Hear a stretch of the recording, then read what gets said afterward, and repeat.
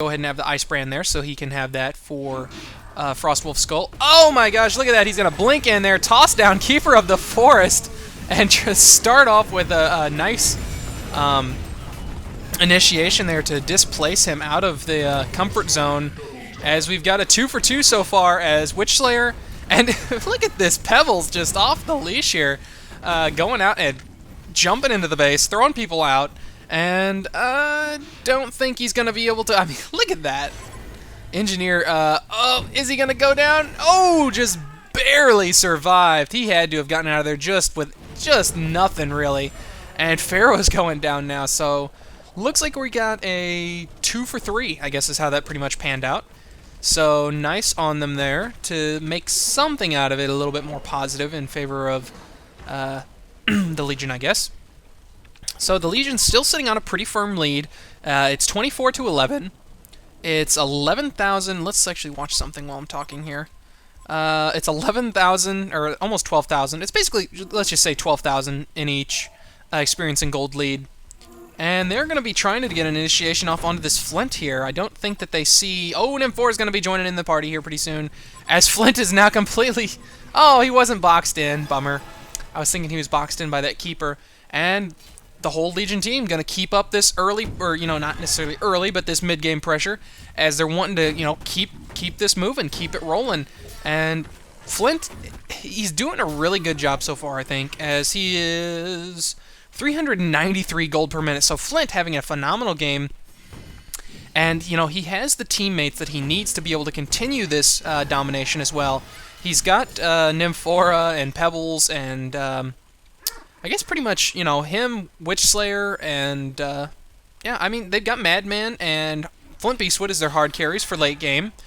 And you look at the late game over here for the Legion, or the Hellborn, and it's just, I don't see it happening here. As, you know, they are down, but, you know, that's not going to say anything, because I've seen huge comebacks. I mean, I'm talking, you know, 20, closer to 30,000 experience, etc. differential, and they still managed to come back from it. So... that isn't a huge part of the story, but what I'm looking at here is, oh, and we just had Plague Rider get obliterated as they get caught out of position. Engineer's going to throw up his ultimate in a desperate attempt to try and save himself, but don't know if it's going to be enough. They go ahead and destroy the Engineer ultimate quickly enough there that it doesn't really matter. Witchslayer's in a bit of trouble because he's just so low, but, I mean, look at this. They're just going to run down one at a time. They're going to take down every single one of these guys. They're going to pick up Engineer now. Got him going as well, and yeah, I don't know. I just don't see how this could possibly go on too terribly much longer, as we have, you know, Flint Beastwood at 400 gold per minute and holding pretty well. Oh, and he had to use the Dust of Revelation to try and catch that Keeper of the Forest. He failed a little bit on his combination there. He was going to try and pull off. He was going to try the stun toss. But looks like, yep, they're going to take down this melee Rax. They're going to take down the ranged Barracks. I'm 90% sure here.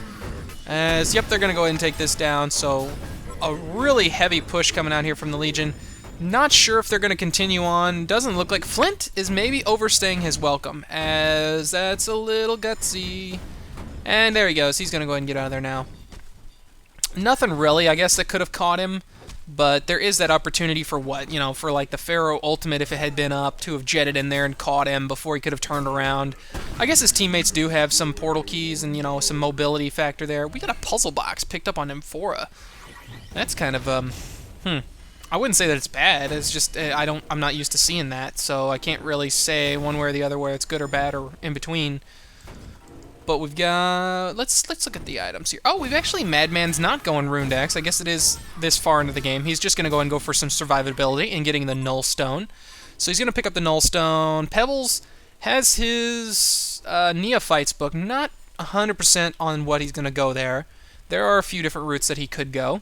So I'm going to leave it up. I'm not going to speculate on that. And looks like an M4 might be getting ready for a teleport here. As... Nope, not going to go and do it.